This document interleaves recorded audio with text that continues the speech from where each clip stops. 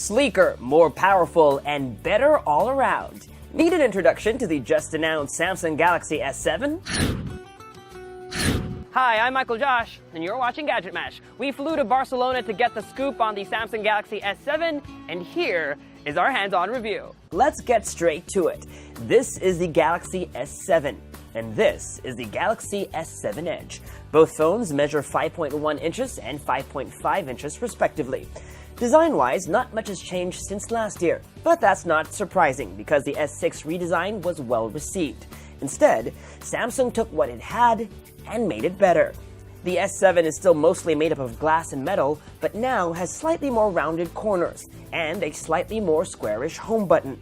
The display has an even narrower bezel, meaning it's flushed against the sides of the phone. Button and port placements are the same, volume rocker on the left and power button on the right. Micro USB charging port, headphone jack, speaker grills, and microphone on the bottom. Notice, no USB Type-C.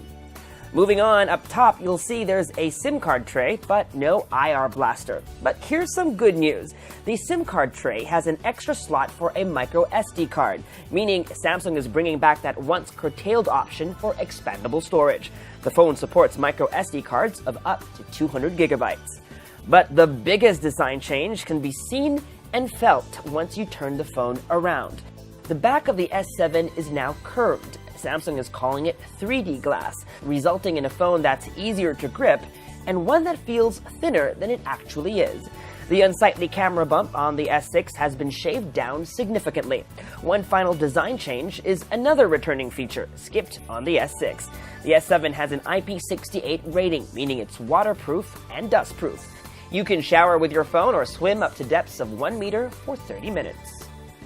While the S7 still has a non-removable battery, Samsung's made sure that this time around, the phone has a bigger battery, up to 3,000 mAh on the S7 and 3,600 mAh on the S7 Edge. Samsung is also improving the S6's already impressive camera. The company is touting a new feature called Dual Photo Diode, something seen on high-end DSLRs like the Canon 70D.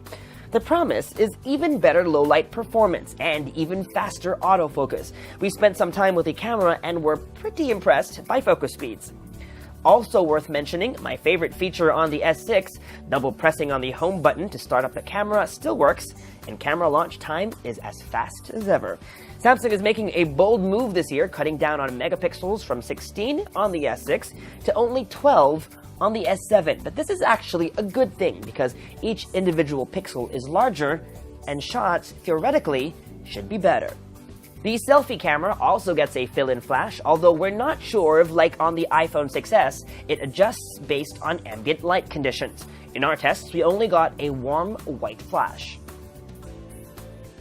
Okay, so this is what the user interface of the S7 looks like. If you'll notice, it's very similar, almost identical to the user interface on the Note 5. These rounded, squarish icons are the same exact icons that shipped with the version of TouchWiz on the Note 5. If you swipe to the right from the home screen, you'll get Flipboard Briefing, although if you don't want it, you have the option to turn it off. Just press and hold on the home screen, swipe right, and then over here you can just toggle on and off.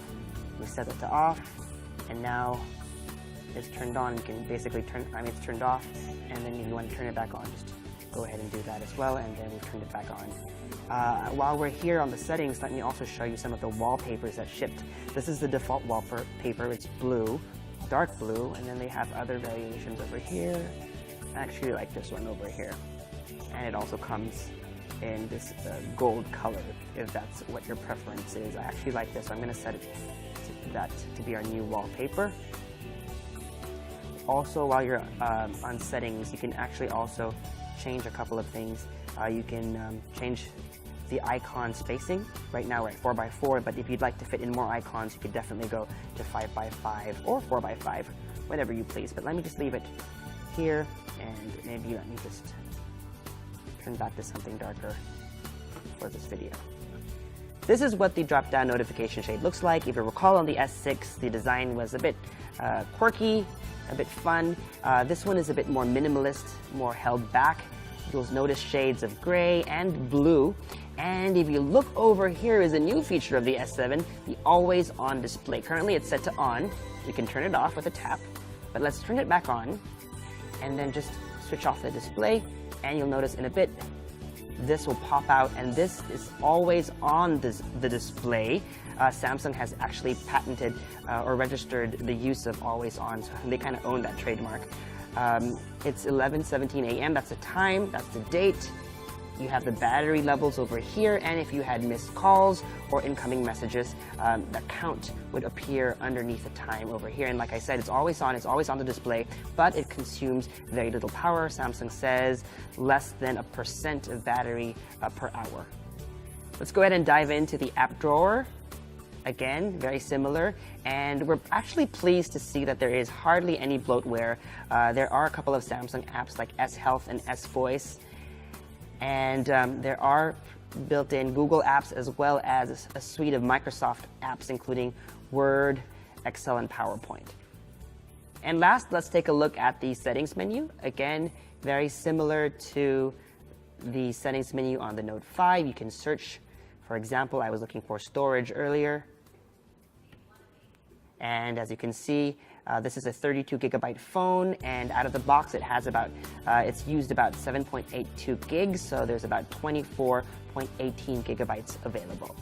Last thing I want to show you is the version of Android. If you go into software info, you'll find that it runs Android 6.0.1 out of the box, and that is Marshmallow.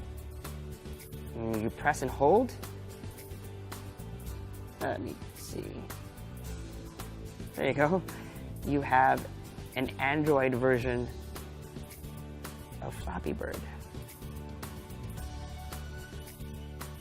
Gamers will actually love this new feature. It's an app called Game Launcher, and it's basically a way to put all your games, to organize all your games in one place. You can add them this way, it'll arrange them, but it's not just about arranging your apps. What it does, it allows you to save power while you're playing your games. So you can save power or save maximum power, and basically what it does is it lowers the resolution and the frame rate to give you more game time. Another interesting feature is no alerts during the game. The last thing you want to be doing is playing Temple Run, you're about to jump and then an SMS comes in, you click no, but it's too late, you fall and die, so you can turn on no alerts during the game. And last but not the least is Game Tools. I can't show you that now because I don't have any games installed, but basically what it allows you to do is take screen grabs or even recordings of gameplay itself. If you're a YouTuber, this is a perfect tool for that. On the Galaxy S7 Edge, you'll notice that the Edge screen has been updated. Now there are 2 columns. The Edge screen just used to be over here. Now this entire thing has the Edge screen functionality, up to 10 different app icons or app shortcuts. But it's not just about app shortcuts anymore. If you swipe again, is a new feature called Tasks Edge. So it's not just summoning a specific app, but an action within an app. For example, being able to take a selfie, launching the camera and taking a selfie, or launching the messaging app and composing a message. You can go in and add other tasks, for example, launching the stopwatch from within the clock app, or for example, opening a new tab from within the browser. Right now, for now, as you can see, these are all Samsung default applications, but Samsung says they're opening up this feature to third-party developers, so soon your favorite apps may be able to give you extra functionality for Tasks Edge. And of course, a swipe one more time will bring up People Edge, and so if you have favorite contacts, you can assign up to 10 favorite contacts now with the new expanded Edge display or Edge screen. If you swipe some more, you can actually launch other widgets or apps like Yahoo News, although we're not connected to the internet, so we are unable to show that to you now, but that's what the functionality is like, and you can go in and customize that by diving into this settings menu over here, and you can actually add more Edge panels. As you can see, here are some examples of how that will look like. This looks like Flipboard. Over here is a stock ticker of sorts, sports scores. You can add those in over there, and they all are provided by, this is provided by Yahoo Finance, and of course you can also include the weather, but I don't think that will work because we are not connected to the internet at the moment.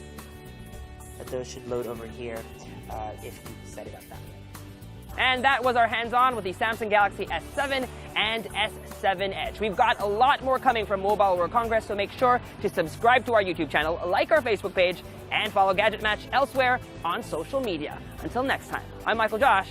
Thanks for dropping by.